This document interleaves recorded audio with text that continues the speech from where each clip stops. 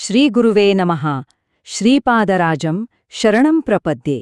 आज आपण एका अशा अद्भुत शक्तीबद्दल बोलणार आहोत जी आपलं नशीब, आपलं प्रारब्ध सुद्धा बदलू शकते. ही शक्ती आहे गुरुकृपेची. आपल्या सगळ्यांच्या मनात कधी ना कधी हा प्रश्न येतोच, नाही का? की आपलं नशीब जे आपल्या कर्मांवर आधारित आहे ते खरंच बदलता येतं का? की जे नशिबात लिहिलंय ते भोगावं लागतंच? चला तर या प्रश्नाचं उत्तर शोधण्यासाठी आपण एका अविश्वसनीय कथेमध्ये शिरणार आहोत. इथे बघा, एकीकडे छळ सोसणारा एक मुलगा आणि दुसरीकडे एक ध्यानस्थ वाघ. हा प्रवास आहे व्याघ्रेश्वर शर्मा यांचा, ज्यांचं प्रारब्ध अक्षरशः बदलून गेलं. विचार करा, एका विद्वान ब्राह्मणाच्या घरी जन्म झालाय, पण तरीही व्याघ्रेश्वरांच्या नशिबात काय होतं? तर सततचा अपमान आणि छळ. कारण ते जन्मतःच मंदबुद्धीचे होते. त्यांचं बालपण खूप वेदनादायी होतं. पण मग एके रात्री सगळं काही बदलणार होतं.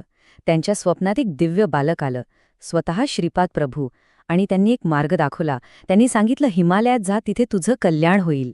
आणि इथूनच त्यांच्या आध्यात्मिक प्रवासाला सुरुवात झाली.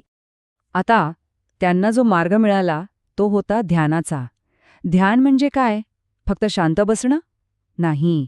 ही एक इतकी शक्तिशाली प्रक्रिया आहे की तुम्ही ज्या गोष्टीचं चिंतन करता, ज्यावर मन एकाग्र करता, तुम्ही अक्षरशः ती गोष्ट बनू शकता. तर झालं असं की बद्रीनाथमध्ये गुरूंनी त्यांना आत्मज्ञानासाठी ध्यान करायला सांगितलं. पण इथेच एक मोठी गोष्ट घडली.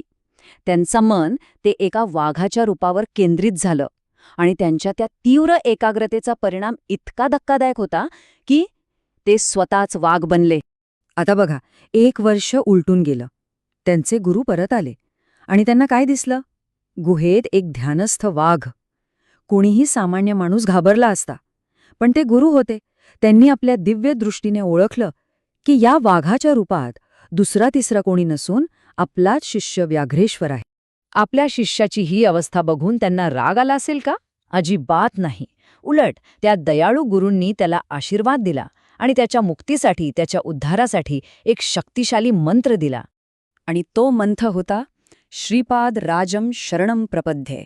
याचा अर्थ आहे, मी राजा श्रीपादांना शरण आलो आहे.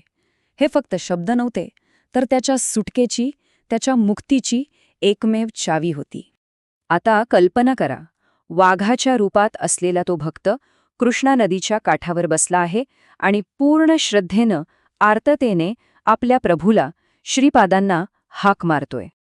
आणि मग जे घडलं ते अकल्पनीय होतं. भक्ताची हाक ऐकून स्वतः श्रीपाद श्रीवल्लभ प्रकट झाले. आणि कसे? ते चक्क पाण्यावरून चालत येत होते.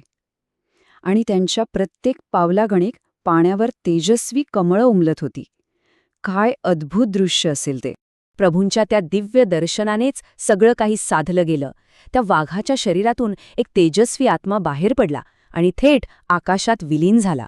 अखेर त्याला मुक्ती मिळाली. बघा, गुरुकृपेने फक्त त्याचं रूपच नाही, तर त्याचं कर्म, त्याचं प्रारब्धच बदलून गेलं.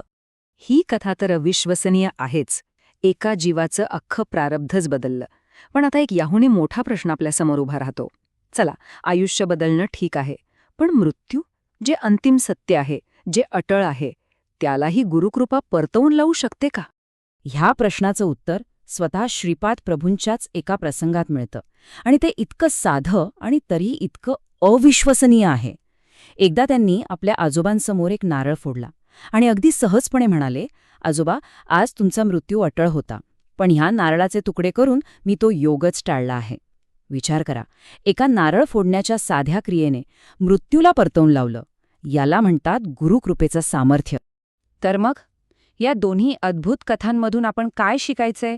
याचा सार काय आहे? चला, तेच आता थोडक्यात समजून घेऊया. सगळ्यात पहिलं आणि महत्त्वाचं, गुरुनामाचं सामर्थ्य. श्रीपाद श्रीवल्लभ हा जप म्हणजे संकटांपासून वाचवणारं एक कवचच आहे. दुसरी गोष्ट म्हणजे ध्यानाची शक्ती. हे विसरून चालणार नाही की आपलं मन जे विचार करतं आपण तेच बनतो.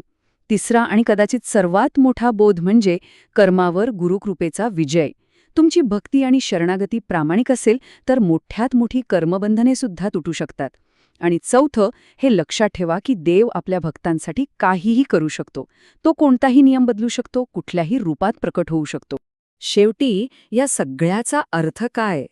याचा अर्थ एकच आहे, गुरुकृपेसमोर काहीही अशक्य नाही. जे प्रारब्ध आपल्याला दगडावरची रेघ वाटतं, ते सुद्धा बदललं जाऊ शकतं विश्वास आणि श्रद्धा असेल तर. अशक्यही शक्य होतं. श्रीपाद श्रीवल्लभांचा जय जयकार असो.